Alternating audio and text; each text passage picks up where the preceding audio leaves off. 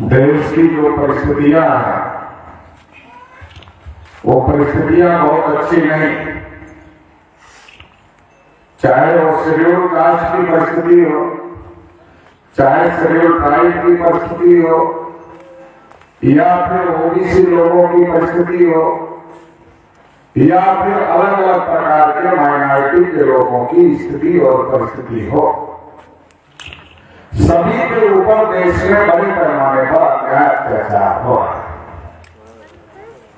अगर हम schedule caste के लोगों की बात करें तो कहीं मूछ रखने की वजह से पीट दिया जाता, कहीं घोड़ी पर चढ़ने की वजह से पीट दिया जाता, कहीं जय बोलने की वजह से हत्या हो जाती है। राजस्थान में एक शेड्यूल कास्ट के व्यक्ति ने घड़ा छू दिया तो उसकी वजह से उसकी हत्या हो। रामनाथ कोविंद जी देश के राष्ट्रपति थे, मंदिर में गए तो ब्राह्मणों ने कहा कि आप देश के राष्ट्रपति हैं, मगर मंदिर के राष्ट्रपति हम ब्राह्मण ही होते, इसलिए मंदिर में आपको प्रवेश नहीं। तो शेड्यूल कास्ट के हालत देश में था। देश भर में आदिवासियों के साथ साजिश किया जा रहा है, धोखेबाजी की जा रही।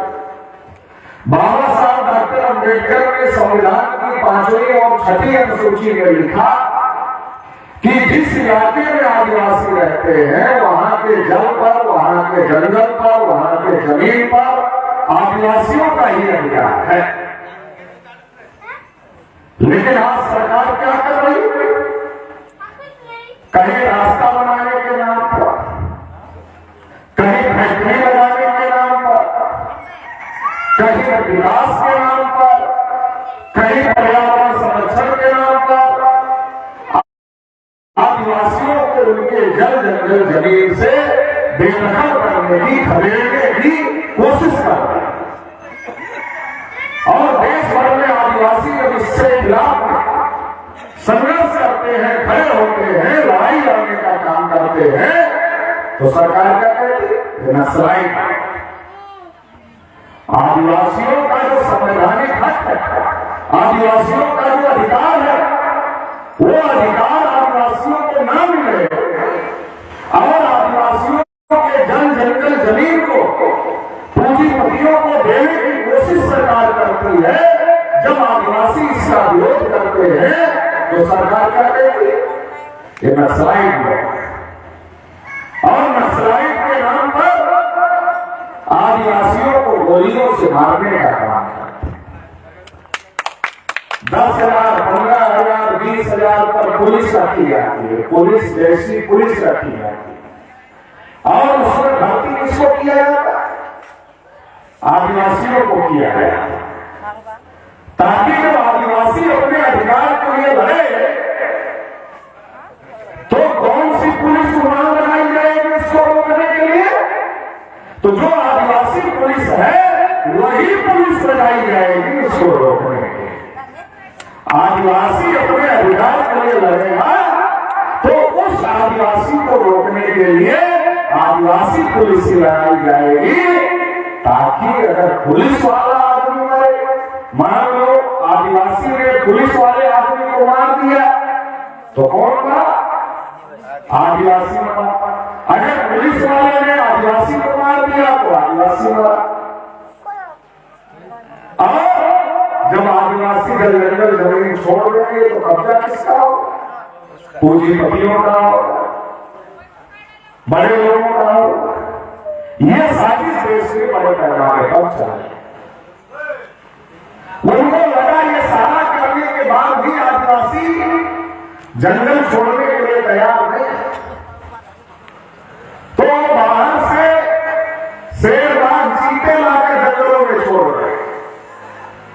यहां के जो शेर बाघ चीते थे वो कम बच्चे पैदा करते थे, तो ज्यादा बच्चे पैदा करने वाले शेर बाघ चीते लाकर जंगलों में मोदी जी छोड़ रहे हैं, ताकि आदिवासियों को हराया जा सके। अभी मैं यहाँ आया खाना खाने के लिए तो पता चला गांव तक आ जाते हैं। जंगली जानवर जो है वो गांव तक यहां तक आ जाते हैं।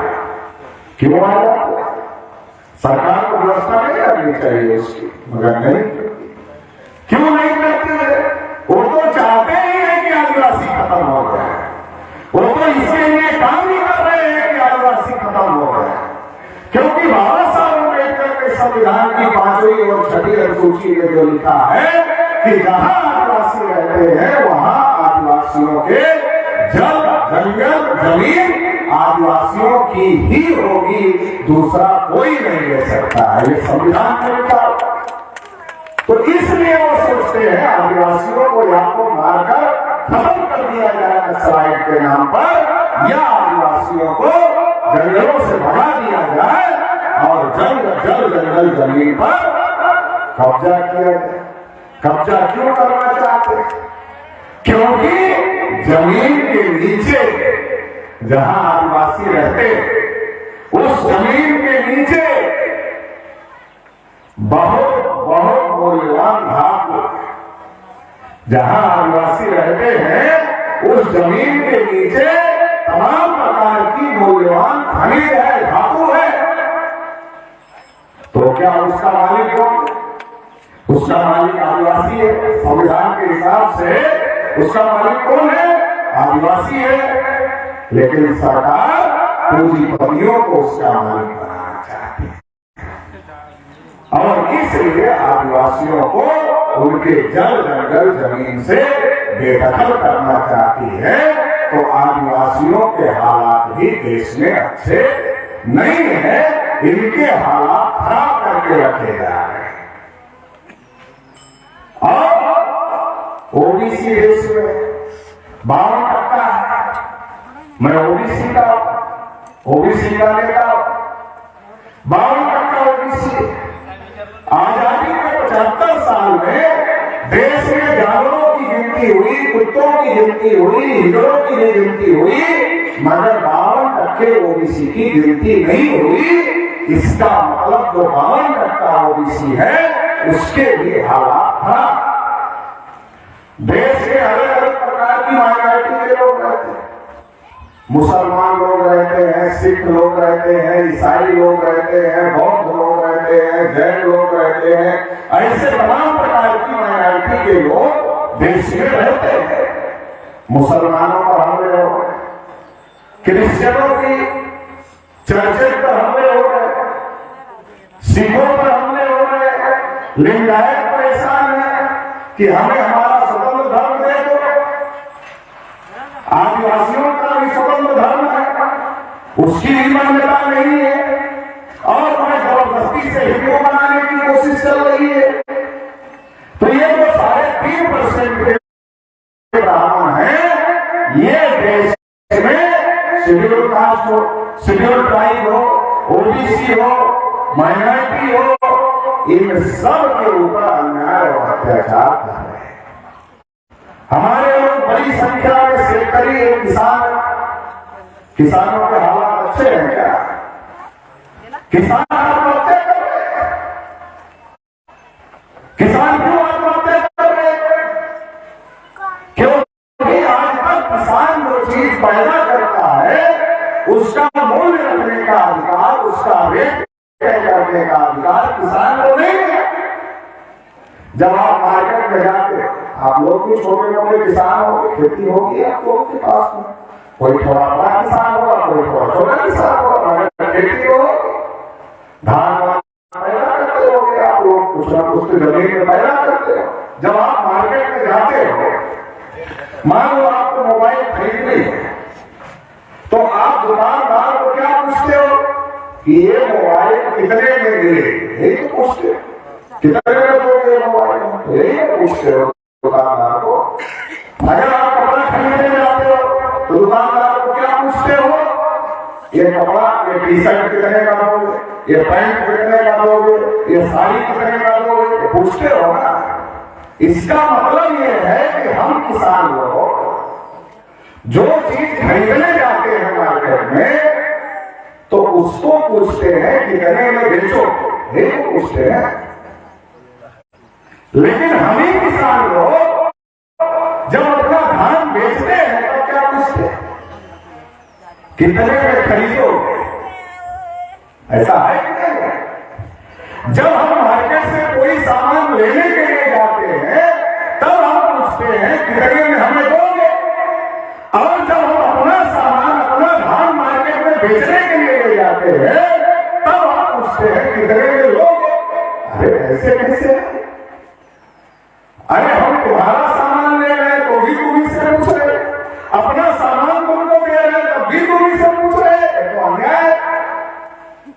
अगर तुम्हें अपने सामान का भाव तय करने का अधिकार है तो हमें भी हमारे सामान का भाव तय करने का अधिकार होना चाहिए।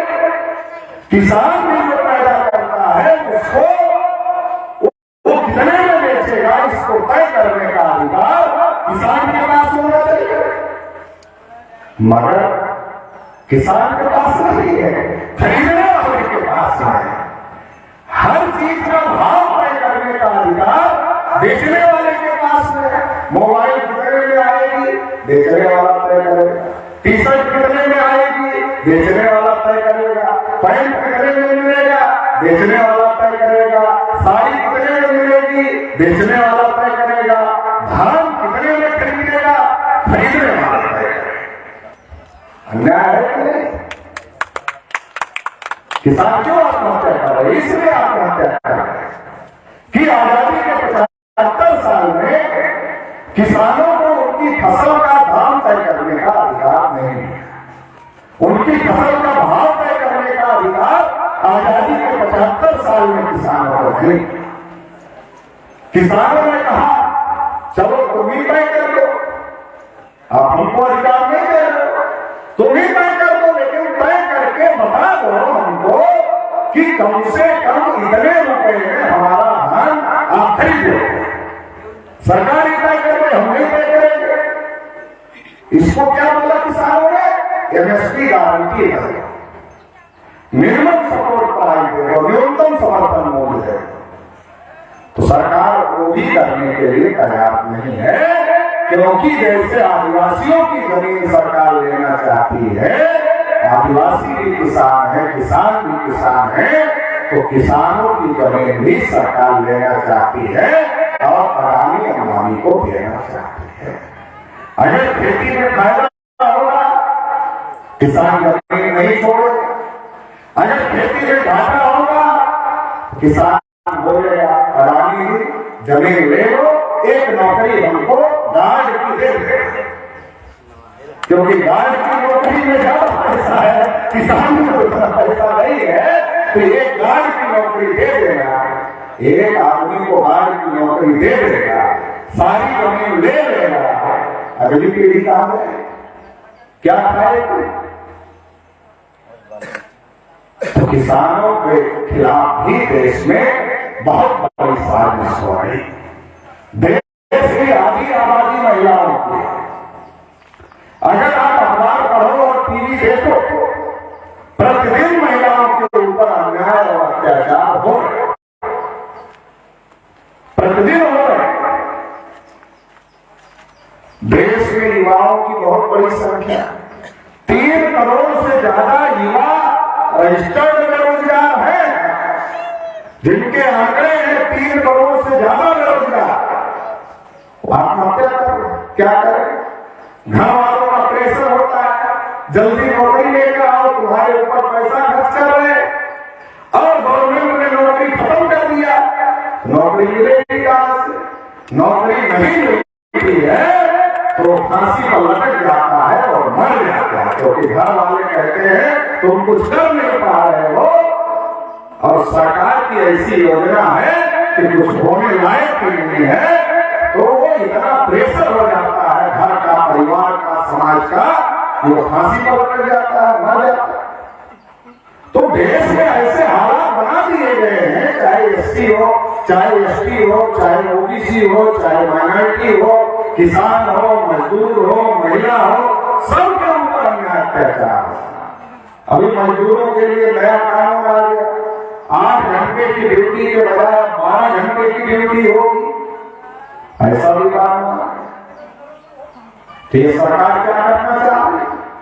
सरकार सब कुछ अडानी और अंबानी को देना चाहते और पूरे देशवासियों को अडानी और अंबानी का गुलाम बनाकर रखना चाहते। ये साजिश देश में चल रही। इस साजिश के खिलाफ अगर हम आपस में लड़ते हैं, देश में हो क्या, ये जो भूत लोग हैं जो सरकार चला रहे हैं, ये इतने बदमाश हैं कि ये सबको डंडे मार रहे हैं मगर इकट्ठा नहीं होने दे रहे। डंडे सबको मार रहे हैं मगर सबको इकट्ठा नहीं होने दे रहे। शेड्यूल कास्ट को भी डंडे मार रहे मगर शेड्यूल कास्ट को आदिवासी से लड़ा दिए। आदिवासी को भी डंडे मार रहे, आदिवासी को शेड्यूल कास्ट से लड़ा। ओबीसी को भी डंडे मार रहे हैं, ओबीसी को कभी आदिवासी से कभी शेड्यूल कास्ट से लड़ा। और मुसलमान को भी डंडे मार रहे हैं और मुसलमान से आदिवासी को भी लड़ा रहे, एससी को भी लड़ा रहे, ओबीसी को भी लड़ा रहे। मतलब हम आपस में ही लड़ते हैं। ये बदमाश लोग क्या चाहते हैं, हम आपस में ही लड़ते रहे और ये हम सबको गुलाम बना ले, ये ऐसा करना चाहते हैं। इसलिए अब हम लोगों को इस बात को समझना पड़ेगा कि अगर देश में हम सभी लोगों के हालात खराब है, देश में संविधान खतरे में, लोकतंत्र खतरे में, संविधान बदलने की रोज बात होती है। अगर संविधान बदल गया, यूनिफॉर्म कोर्ट की रोज बात होती है। अगर संविधान बदल दिया गया तो जो आदिवासियों को अधिकार है, जो ओबीसी को अधिकार है, जो एससी एसटी को अधिकार है, क्या वो अधिकार रहेंगे? अगर संविधान बदल दिया जाएगा वो अधिकार नहीं रहेगा। इसलिए तो बदलना चाहते हैं। और फिर क्या करना चाहते हैं? इनको पढ़ने लिखने का अधिकार नहीं। अभी नहीं, मुझे कुछ किसान नागपुर में मिल गए थे। मैंने उन किसानों को पूछा, क्या आप अपने बच्चे को पढ़ाकर डॉक्टर बना सकते? चलो आप लोगों को पूछता, उनको पूछा, आप लोगों को पूछता, क्या आप लोग अपने बच्चे को डॉक्टर की कोचिंग करा सकते हो? नहीं करा सकते। क्यों नहीं करा सकते? क्योंकि फीस बहुत ज्यादा महंगी है। अब कोचिंग पढ़ेगा बच्चा डॉक्टर की, तब नीट की परीक्षा पास करेगा, नीट की परीक्षा पास करेगा तब डॉक्टर की पढ़ाई पढ़ने लायक होगा। पहले कोचिंग करेगा, लाखों रुपए खर्च होंगे, तब नीट की परीक्षा पास करेगा, तब डॉक्टर में एडमिशन होगा, तब डॉक्टर की पढ़ाई पढ़ेगा, उसके बाद डॉक्टर होगा। इतना बड़ा काम है। तो हमने उन किसानों को कहा और आप लोगों को भी कह रहा हूं कि आजादी के 75 साल में देश का इतना ज्यादा विकास हो गया, इतना ज्यादा विकास हो गया, इतना ज्यादा विकास हो गया। पहले किसान अपने बच्चे को पढ़ाकर डॉक्टर बना सकता था, मजदूर अपने बच्चे को पढ़ाकर डॉक्टर बना सकता था, लेकिन 75 साल बाद आजादी के किसान अपने बच्चे को डॉक्टर नहीं बना सकता, मजदूर अपने बच्चे को डॉक्टर नहीं बना सकता। इतना ज्यादा देश का विकास हो गया कि सत्यानाश हो गया। इसको विकास बोलते या सत्यानाश बोलते? इसको वो लोग विकास बोलते कि देश का विकास। 75 साल में किसान अपने बच्चे को डॉक्टर की पढ़ाई पढ़ाने लायक नहीं, मजदूर अपने बच्चे को डॉक्टर की पढ़ाई पढ़ाने लायक नहीं। इसको हम सत्यानाश बोलते हैं, मगर मोदी जी विकास बोलते कि विकास की बात रोज करते हैं, मगर ये नहीं बताते किसका विकास है। देखते देखते जब से मोदी जी की सरकार आई, अडानी दुनिया का दूसरे नंबर का धनी आदमी बन गया। खबर पड़ी होगी आपको कि अडानी जो है वो दुनिया में दूसरे नंबर में पहुंच गया, धनी आदमी। और आदिवासी कितना धनी हो गया, शेड्यूल कास्ट कितना धनी हो गया, ओबीसी कितना धनी आदमी बन गया? नहीं बना।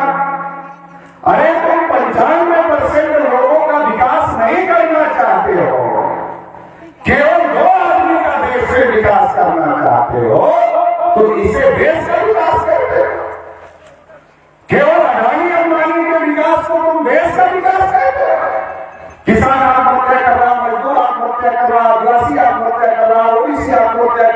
एससी आत्महत्या कर रहा है, उनका विकास नहीं हो रहा। एक अडानी का, एक अंबानी का, दो का विकास हो रहा है, इसको तुम देश का विकास करो। मोदी जी ने नारा लगाया, क्या नारा लगाया था? सबका साथ सबका विकास।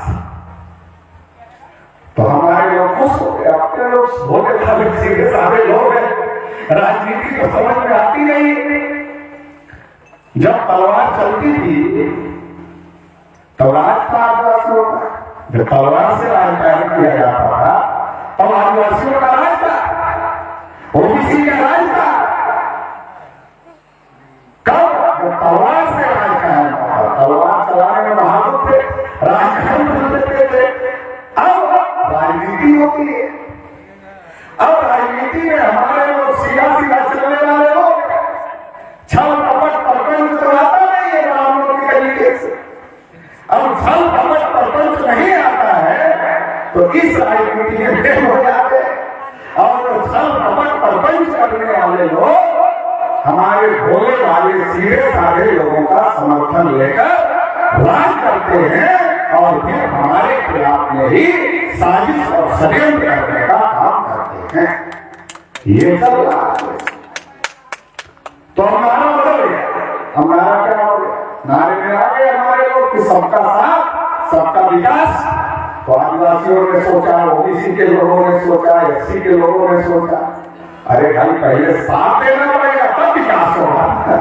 तो पहले साथ दे दिया, प्रधानमंत्री बना दिया, अब विकास के लिए देख रहे हैं। तो मोदी जी ने कहा, अब मुंह से तो बोल नहीं सकते, 24 में वोट देगा, तो मन ही मन कहा, वो समझता वो समझ।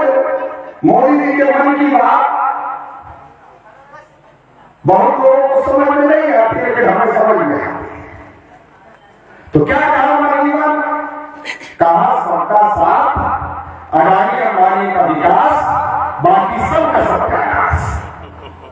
बाकी सबका सत्यानाश हो रहा है। सबका साथ, अडानी अंबानी का विकास, बाकी सबका सत्यानाश। तो सबका सत्यानाश, तो ये जो सबका सत्यानाश हो रहा है, आने वाले समय में देश पर पूंजीपतियों का कब्जा कराने की तैयारी चल रही है। अभी अब यहाँ भाषण कर रहे हैं, ये आपके गांव की जमीन में भाषण कर रहे हैं, कल ये जमीन अडानी के पास जाने वाली। जितनी भी जमीन है वो अडानी अंबानी पूंजीपतियों के पास देने की तैयारी हो रही है। अब आप जब पैर रखोगे जमीन पर तो पता चलेगा अडानी के यहाँ पैर रखे, अगला पैर रखोगे पता चलेगा अंबानी का है, अगला पैर रखोगे पता चलेगा किसी दूसरे उद्योगपति पूंजीपति का। पूरा भारत देश के उद्योगपतियों को देने की तैयारी कर रही है। और हम लोग आज अडानी ने कोई चीज 200 करोड़ रुपए में खरीद लिया, कल अमेरिका ब्रिटेन की कोई कंपनी ने अडानी को संपर्क किया और कहा अडानी जी जो चीज आप 200 करोड़ में खरीदे थे उसके लिए हम आपको 500 करोड़ देने के लिए तैयार हैं, आप हमें बेच दो। तो बनिया का क्या काम होता है? व्यापार करना ही ना बनिया का काम होता है। 200 करोड़ की चीज के लिए अगर 500 करोड़ मिलता है, 300 करोड़ मुनाफा मिलता है, तो अमेरिका को भी बेच सकते हैं, ब्रिटेन को भी बेच सकते हैं। इसका मतलब यह है भारत पर फिर से विदेशियों का कब्जा कराने की तैयारी चल रही है। इसके खिलाफ में खड़ा होना हो। एक आजादी 15 अगस्त 1947 को मिल गई। आज जो लोग संघर्ष कर रहे हैं, आज जिनके ऊपर अन्याय अत्याचार हो रहा है, ओबीसी एससी एसटी के लोग, माइनॉरिटी के लोग, अगर इनके बाप दादा आजादी की लड़ाई में शामिल नहीं होते तो जो 3.5% ब्राह्मण देश में शासन कर रहे हैं उनके बाप दादा की औकात नहीं थी कि अंग्रेजों को इस देश से खदेड़ देते। हमारे बुजुर्गों ने अंग्रेजों को इस देश से खदेड़ा, तो क्या इसलिए खदेड़ा कि आदिवासियों को नक्सलाइट के नाम पर मारा जाए, ओबीसी की गिनती नहीं होगी, शेड्यूल कास्ट को मुख रखने की वजह से, घर छूने की वजह से मारा जाएगा, पीटा जाएगा। इसके लिए तो आजादी की लड़ाई नहीं लड़ी थी, बल्कि ये सोचकर आजादी की लड़ाई लड़ी थी कि जब अंग्रेज चले जाएंगे, देश आजाद हो जाएगा, तो हमारी आने वाली नस्लें भी आजाद हो जाएगा। ये जो देश में जो हो रहा है, ये उन शहीदों का अपमान है जिन्होंने अंग्रेजों को इस देश से खदेड़ने का काम किया। उन शहीदों का अपमान है क्योंकि वो फांसी पर चले, वो गोली खा लिए, वो लाठी खा लिए। क्यों? उन्होंने कहा भले ही हम मर जाएंगे लेकिन हमारे बच्चे इस देश से आजाद हो जाए। ये सोच कर वो मरे तो शहीद हो गए। लेकिन आज आजादी के बाद जिन लोगों ने देश पर कब्जा किया, वो फिर से देश को गुलाम बना रहे हैं, देश के लोगों को गुलाम बना। न्यू एजुकेशन पॉलिसी आ गई, प्राइमरी की पढ़ाई को पहले ही खिचड़ी खिलाकर चौपट कर दी। कक्षा 5 तक पास जो लड़का है, अगर उसको पूछो कि अपना नाम लिख, अपने माँ का नाम लिख, अपने बाप का नाम लिख, अपने दादी का नाम लिख, अपने बाबा का नाम लिख, 5 नाम लिख, सही से नहीं लिख सकता, 90% फेल हो जाए। क्यों? पढ़ाई नहीं होती, वहां खिचड़ी खिलाएगा, पढ़ाई नहीं। क्योंकि ये पढ़ लेंगे तो नौकरी मांगेंगे, नहीं पढ़ेंगे तो नौकरी नहीं मांगेंगे। अपना संकट तो पढ़ाओ ही नहीं हो तो नौकरी देने का झंझट ही खत्म हो जाएगा। तो हमारी जड़ों में गर्म पानी डाला जाए, जड़ों में गर्म पानी डाला जाए। एक चीज बेचा जाए। मोदी जी जब 2014 में आए थे तो कह रहे थे देश नहीं बिकने होगा। तो हमारे लोगों ने सोचा कि चलो मोदी जी आ गए तो देश बच जाएगा, बिकेगा नहीं, बच जाएगा। मगर अब कसम खा लिया, देश नहीं बचने। रेलवे बेच दिया, टेलीफोन बेच दिया, एक चीज बेच दिया। रेलवे में कितनी सरकारी नौकरी होती थी, एक गांव से 10 घर के लोग होते थे सरकारी नौकरी में, रेलवे में, टेलीफोन में। आज कहां चली गई नौकरी?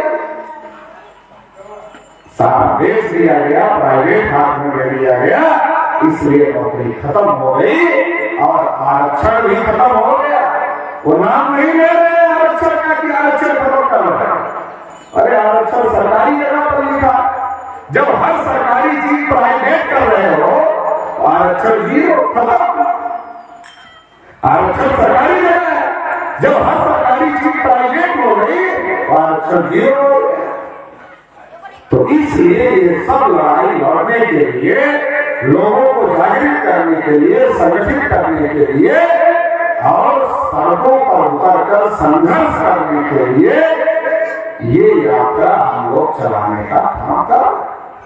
वरना कुत्ता को नहीं काटा है हम लोगों को, कुत्ता तो हम लोगों को नहीं काटा है कि साल साल भर घर छोड़ के पहुंच रहे हैं।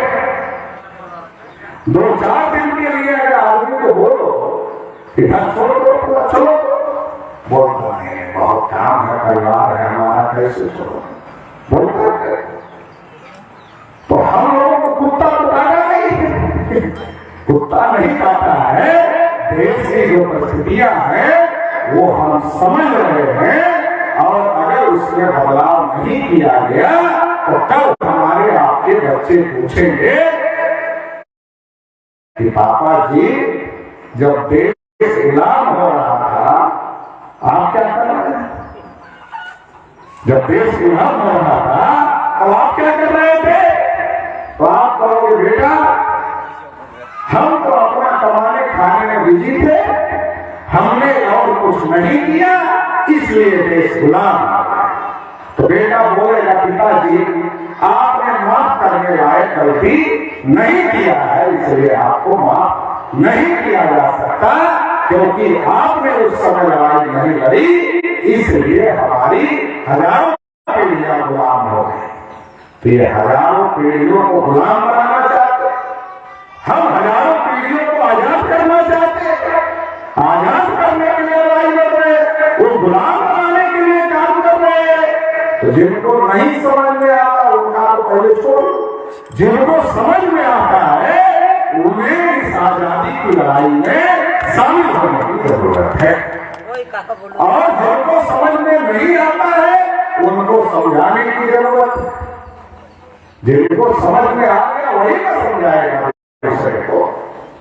जिनको समझ में आ गया उनकी ड्यूटी है, उनकी जिम्मेदारी है। जिनको समझ में नहीं आया उनको समझाया, उनको बताया जाए और उनको भी इस आंदोलन में शामिल करवाया जाए। ये चलो ठीक है, हो गया अभी। तो ये आप लोगों को